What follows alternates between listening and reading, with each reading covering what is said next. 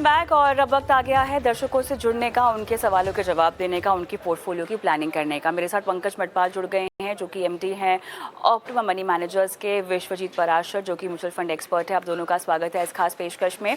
पहला सवाल हेमंत सिंह का लेंगे, हमारे साथ फोन लाइन पर जुड़ गए हैं। नमस्कार हेमंत जी, क्या हाल चाल, कहाँ से बोल रहे हैं? हाँ सर, हाँ मैम बोलिए ना। सर आपका हेलो। सवाल हम ले रहे हैं जी। हाँ हाँ आपने एसबीआई ऑटोमोटिव अपॉर्चुनिटी फंड पर सवाल पूछा है, लमसम हाँ आपने इसमें मैम, हाँ निवेश कर मैम। रखा है, फिलहाल आप लॉस में भी हैं। 1 साल पहले ही आपने किया था और 10 साल आप इसमें रुकना चाहते हैं, इज दैट राइट? मैम तो हेमंत सिंह मेरा जी। कहने का मतलब हाँ ये था कि अभी हाँ। इसमें अभी 1 साल से तो मैं अभी देख रहा हूँ ये निगेटिव में ही है। इसमें कुछ हम्म आगे मुझे ये इसका प्रोग्रेस नहीं दिख रहा है, तो इसमें अभी बने रहूं या स्विच करके कहीं एसबीआई के दूसरे इसमें मैं ये मतलब वापस उसमें दूसरे में इन्वेस्ट करूं, इसको स्विच करके। हम्म आपको किसने रेकमेंड किया था ये फंड? मैं एसबीआई में गया था, अपना एक हम्म एसबीआई कॉन्ट्रा फंड ये सब मैं बीच में लिया था। तो मैं बोला था उस हम्म टाइम ये नया फंड आया था 1 साल पहले, एसबीआई का ऑटोमोटिव हम्म अपॉर्चुनिटी फंड। तो राइट सब बोल राइट। रहे थे अच्छा है, तो वो हिसाब से मैंने बोला ठीक है इसमें इन्वेस्ट कर देता हूँ। एक मैंने लमसम 50,000 का लमसम किया है इसमें। ओके। क्या आप हाँ जानते हैं कि ये थीमेटिक फंड है? मैम इतना तो नॉलेज नहीं था, मैं सुना था अच्छा फंड है, हम्म ऑटोमोटिव अपॉर्चुनिटी फंड अच्छा है, फिर अब से मैंने इन्वेस्ट किया। नहीं, वो भी किसी और ने आपको कहा ना कि ये अच्छा फंड है, आपको तो पता ही नहीं हाँ था, हाँ हाँ हाँ है ना? हाँ तो किसी ने कहा कि अच्छा रिटर्न मिलेगा, इस करके आप उसमें डाल दो हाँ। पैसा। यस और अब मैम। जिस तरह का बाजार है तो उसमें तो हाँ उतार चढ़ाव में का परफॉर्मेंस पे तो असर पड़ेगा ही हाँ पड़ेगा। लेकिन अब आपने लेकिन डाला मैं भी क्या तो सोच आपने रहा हूँ कि लमसम 1 डाल साल। दिया है। हाँ हाँ हाँ। हाँ, पूछिए आप क्या सोच अभी रहे हैं? मेरा तो मैं क्या सोच रहा हूँ कि इसको स्विच करके दूसरे में मैं वो जो अगला फंड है फिलहाल उसमें लॉस दिखाया जा रहा है, लॉस में ही देख रहा हूँ, तो उसको मैं स्विच करके दूसरे में नए में कहीं भी दूसरे फंड में इन्वेस्ट कितना करूँ, घाटा क्या हो रहा उसमें है? बने रहूँ? कितना हेलो। घाटा हो रहा है?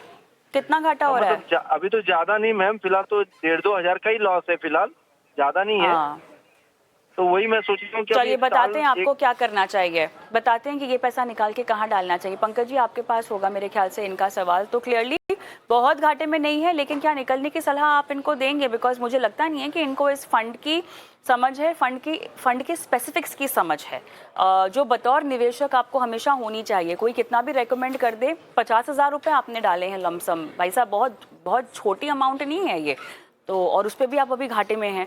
बताइए पंकज जी। कविता जी नमस्कार, विश्वजीत जी नमस्कार, और हमारे सभी व्यूअर्स को भी नमस्कार। देखिए कविता जी, आपने बड़ा अच्छा जो सवाल पूछा और जो जवाब दिया हेमंत जी ने कि उनको पता नहीं है कि ये थीमेटिक फंड है। तो ये सबसे बड़ी प्रॉब्लम है कि देखिए, सभी स्कीम जो भी है उनका कोई पर्पज है, ऑब्जेक्टिव है। हम ऐसा नहीं कहेंगे कि ये थीमेटिक फंड है तो खराब है, लेकिन क्या ये आपके लिए सुटेबल है या नहीं है, ये जानना बहुत जरूरी है। और हेमंत जी, जैसा आपने कहा कि आपको 1,500 रुपए के आसपास लॉस हो रहा है, पहली बात तो यह है कि मार्केट में गिरावट आएगी तो सभी तरह के फंड्स में जो भी इक्विटी में निवेश करेंगे, चाहे वो डाइवर्सिफाइड फंड्स हो या थीमेटिक फंड हो, वहां पर गिरावट आपको देखने को मिलेगी। लेकिन क्योंकि जो थीमेटिक फंड्स होते हैं या सेक्टरल फंड होते हैं, उनका नैरो मैंडेट होता है। मतलब यह है कि अगर आप बात कर रहे हैं फ्लेक्सी कैप फंड की, large and mid cap fund की, तो वहां पर सभी सेक्टर्स होते हैं। तो एक सेक्टर अच्छा नहीं परफॉर्म करेगा तो दूसरा शायद उसे संभाल लेगा। पर जब आप इस तरह के फंड्स में करते हैं जहां पर जैसे कि ऑटोमोटिव है, तो नाम से मालूम चलता है कि इसमें ऑटोमोबाइल सेक्टर या उससे संबंधित जो सेक्टर्स हैं वो रहेंगे। तो ऐसे में डेफिनेटली अगर उस सेक्टर पर प्रेशर आता है तो गिरावट ज्यादा देखने को मिलेगी, क्योंकि फंड मैनेजर के पास चॉइस नहीं है कि वो यहां से निकलकर बैंकिंग में चले जाएं या पावर में चले जाएं या किसी और सेक्टर में चले जाएंगे। तो डाइवर्सिफिकेशन कम होता है। अब सवाल यह है कि क्या आपको यहां से निकलना चाहिए, नहीं निकलना चाहिए। जैसा आपने अभी बताया, उससे मालूम चलता है कि एक तो आपको सेक्टर्स की, थीम की जानकारी नहीं है, तो ऐसे में आपको डेफिनेटली डाइवर्सिफाइड फंड्स में रहना चाहिए। दूसरी बात यह है कि यदि आपके पोर्टफोलियो में पहले से और फंड्स हो और इस फंड का जो एलोकेशन है वो सिर्फ 2-3%, 5% हो, तब भी मैं कहूंगा कि आप रह सकते थे। पर जैसा आप बता रहे थे कि आपका जो निवेश है 50,000 लमसम किया हुआ है यहां पर, तो मैं स्ट्रेट फॉरवर्ड कहूंगा कि आप यहां से स्विच कर लीजिए एसबीआई के large and mid cap fund में, जो कि एक डाइवर्सिफाइड फंड है जिसका निवेश लार्ज कैप और मिड कैप शेयर्स में रहेगा। और अगेन देखिए, अगेन उस फंड में आप निवेश करेंगे और अगेन मार्केट अगर थोड़ा और गिरता है तो गिरावट वहां पर भी हो सकती है, ऐसा नहीं है कि उसमें गिरावट नहीं होगी। तो नजरिया आपका कम से कम 5 साल का होना चाहिए। अगर गिरावट भी आई तो मार्केट ऊपर भी आएगा। तो एक तो डाइवर्सिफाइड फंड में स्विच कीजिए, जो मैंने नाम बताया, SBI large and mid cap fund. और दूसरा यह है कि कम से कम 5 साल का आपका इन्वेस्टमेंट होराइजन होना चाहिए। अगर आप सिर्फ 2-3 साल के नजरिए से निवेश कर रहे हैं तो ऐसे में डेट फंड या फिर हाइब्रिड फंड में निवेश किया जा सकता है। तो यदि आप अगेन 5 साल उससे ज्यादा कर रहे हैं, और वैसे भी कैलकुलेशन भी की है, अगर आप 50,000 रुपये निवेश करते हैं और 10 साल तक निवेशित रहते हैं, कभी गिरावट आएगी, कभी मार्केट ऊपर जाएगा, अगर 12% की कंपाउंडेड ग्रोथ निकल कर आती है तो भी आपका 50,000 जी रुपये बन सकता है, 1.5 लाख से भी। जी पंकज जी। जी हाँ जी, नहीं थोड़ा बता दो जी इनको, क्योंकि थोड़ा सा नए निवेशक जी है इसके लिए। जी तो इसके लिए जरूरी है कि आप लंबा नजरिए रखकर निवेश करें। ठीक है, ठीक है। All the best Hemant Singh ji. Ajay Singh मेरे अगले दर्शक फोन लाइन पर हैं विश्वजीत जी के लिए। सर नमस्कार। आपके फंड्स के नाम आईसीआईसीआई प्रू का ब्लू चिप है, कोटक मल्टी कैप है, Motilal Oswal mid cap, Nippon India का कौन सा फंड है आपके पास? निप्पॉन इंडिया का सर? जी मैम, निप्पॉन इंडिया कौन सा इंडिया फंड ग्रोथ है? Fund, growth. और टाटा का स्मॉल कैप है? नहीं, Kotak multi cap, quant small cap, quant. हाँ वही क्वांट का स्मॉल कैप है ना। सब में गिरावट है। आप जी। कितने समय तक पैसे लगा के रखना चाहते हैं? 3 से 5 साल। 3 से 5 साल। जी कब मैम। डाले थे? अभी पिछले धनतेरस को, दिवाली से 1 दिन पहले, 2 दिन। तो 3 साल तो कम होगा। आप 5 साल से ज्यादा या 7 साल से ज्यादा का नजरिया क्या रख सकते हैं? कम से कम 5 साल ये रख सकते एसआईपी या हैं। लमसम है? लमसम है मैम। ये लमसम डाला हुआ है। चलिए, लमसम डाला हुआ है। क्या कहेंगे विश्वजीत जी? जी बिल्कुल, कविता जी, जैसा अभी पंकज जी जवाब दे रहे थे पिछले दर्शक का, वो भी यही पूछना चाह रहे थे कि इनके फंड में गिरावट है। तो वो तो मार्केट हाँ में देखिए अभी गिरावट है, तो इसकी वजह से आपको थोड़ा-सा फंड में वो लग रहा होगा कि वैल्यू कम हो गई है। बट क्योंकि आप लंबे समय के लिए निवेश कर रहे हैं, 5-7 साल, जैसा अभी कविता जी भी कह रही थी, तो आपको बिल्कुल भी घबराने की ज़रूरत नहीं है, बिल्कुल भी चिंता की आवश्यकता नहीं है, क्योंकि लंबे समय में आपको अच्छा कॉर्पस जनरेट होने को मिलेगा, देखने को मिलेगा। और आपका जो पोर्टफोलियो है, अजय कुमार जी, काफ़ी डाइवर्सिफाइड पोर्टफोलियो, अच्छे फंड का आपने चुनाव कर रखा है। आईसीआईसीआई प्रूडेंशियल ब्लू चिप बहुत अच्छा फंड है, मल्टी कैप कोटक का बहुत अच्छा है। आपने 2 मिड कैप ले रखे हैं, तो मिड कैप में जो एलोकेशन है वो कहीं न कहीं थोड़ी ज़्यादा हो गई है। तो मेरा आप सुझाव यही रहेगा कि आप एक नई कैटेगरी में प्रवेश कर सकते हैं, 2 मिड कैप से 1 मिड कैप में आ सकते हैं। तो निप्पॉन इंडिया ग्रोथ फंड में आप बने रहें, लेकिन मोतीलाल ओसवाल मिड कैप, जो कि बहुत अच्छा फंड है, फंड में कोई कमी नहीं है, बट क्योंकि ज़्यादा मिड कैप में एलोकेशन हो गया है, तो उसके लिए मैं आपको सुझाव दूँगा कि आप मोतीलाल के ही फ्लेक्सी कैप फंड कैटेगरी में चले जाएँ। तो आपका पोर्टफोलियो और डाइवर्सिफाइड हो जाएगा, रिस्क थोड़ा-सा और कम हो जाएगा पोर्टफोलियो में, जो मिड कैप में एलोकेशन की वजह से बढ़ गया है। बाकी आपने एक अच्छा खासा अमाउंट एसआईपी कर रहे हैं, 1 लाख रुपए की एसआईपी कर रहे हैं। अगर 10 वर्ष के लिए भी करते हैं, 12% का सीएजीआर लेके चलते हैं, तो कहीं न कहीं 2.32 करोड़ रुपीस का कॉर्पस आप जनरेट कर पाएँगे। और वहीं अगर ये समय आपने थोड़ा बढ़ा दिया, 15 वर्ष का कर दिया, तो ये यहाँ पर आपको 5 करोड़ रुपए का कॉर्पस देखने को मिलेगा। तो अच्छी अमाउंट से आप एसआईपी कर रहे हैं, फंड्स भी अच्छे हैं। केवल एक छोटा-सा सुझाव है कि एक मिड कैप से निकलकर आप फ्लेक्सी कैप कैटेगरी में चले जाएँ, तो पोर्टफोलियो अच्छा डाइवर्सिफाइड हो जाएगा, रिस्क कम हो जाएगा। और मेरी बहुत शुभकामनाएँ आपके पोर्टफोलियो में। राइट। चलिए आगे बढ़ते हैं। हरीश कुमार साहब हमारे साथ फोन लाइन पर है। सर नमस्कार, क्या हाल चाल? कहाँ से बोल रहे हैं? जी नमस्कार मैम, मैं दिल्ली से बोल रहा हूँ। अच्छा, बहुत बढ़िया सर। आपने अपनी डिटेल्स हमें दी हैं, कुछ फंड्स के नाम है इसमें। डिटेल्स के हिसाब से आप कह रहे हैं कि आप रिटायर हैं सर? जी मैम, मैं रिटायर हूँ और अभी मेरा जो 30,000 का एसआईपी पिछले 2 साल से मैं कर रहा हूँ ऑलमोस्ट, और मेरा 20 लाख का पोर्टफोलियो है। ओके।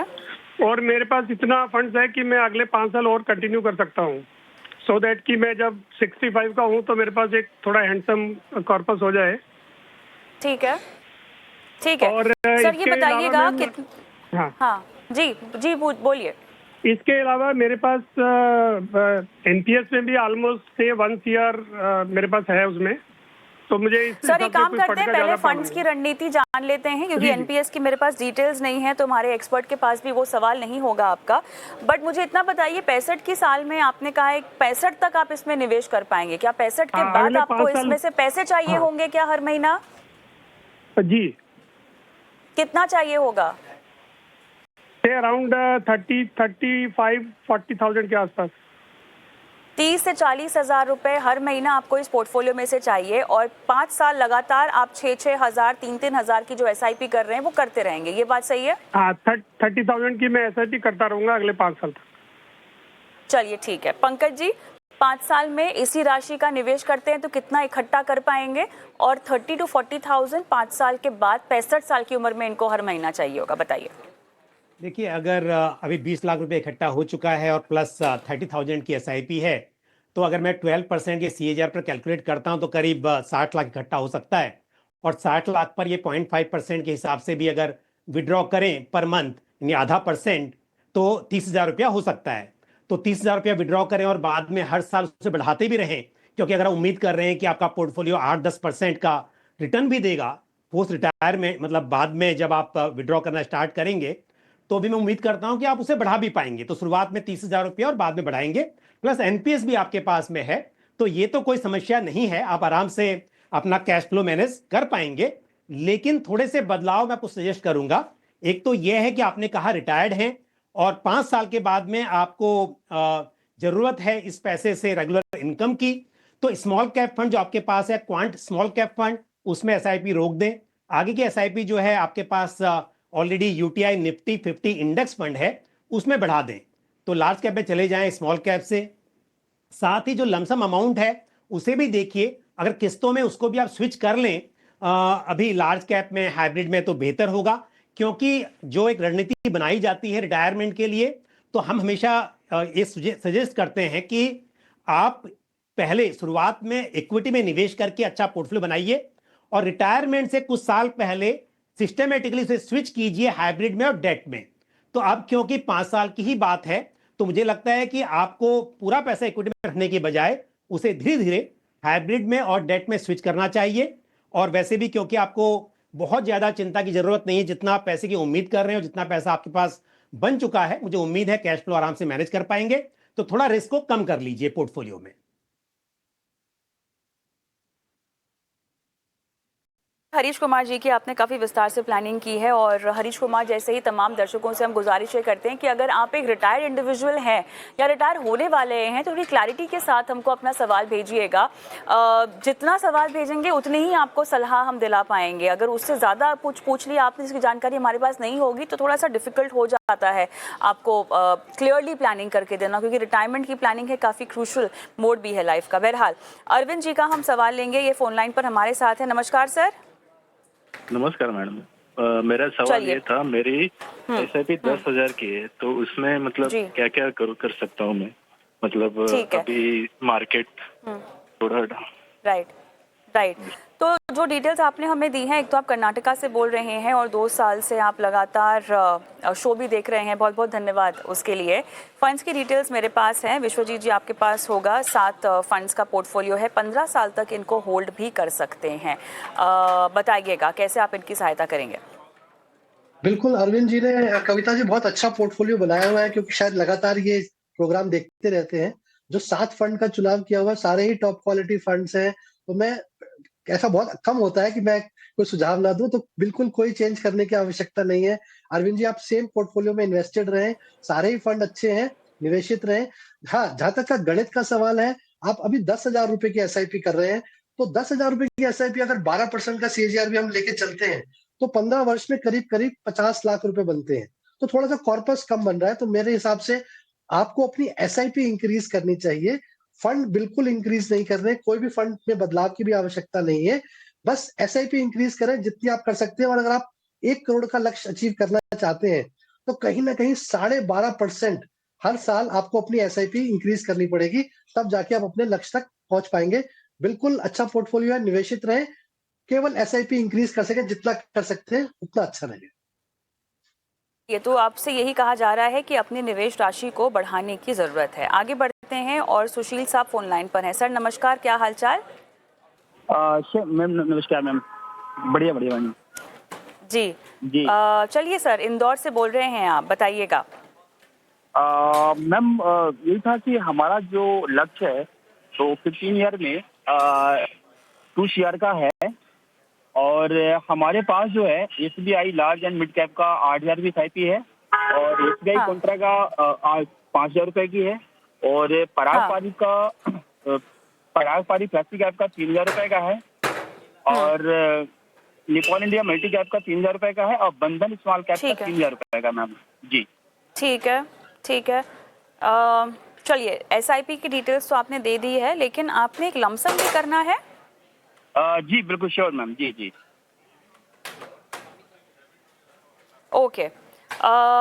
अब ये बताइएगा, 15 साल तक SIP का जो अमाउंट है, क्या उसको बढ़ाने की भी आपकी कोई इंटेंशन है, कोई मंशा है? मैम अभी करेंटली अभी तो नहीं, बट फ्यूचर में जैसे 2-3 साल के बाद इसको थोड़ा सा इंक्रीज कोशिश करेंगे बढ़ाने के लिए। हाँ जी चलिए ठीक है, बताते हैं आपको क्या करना चाहिए। और पंकज जी, मेरे ख्याल से आपके पास इनका सवाल होगा। 22,500 की मंथली SIP है, और इन्होंने अपने लिए कुछ लमसम भी करना है, लगभग 8 लाख के आसपास का।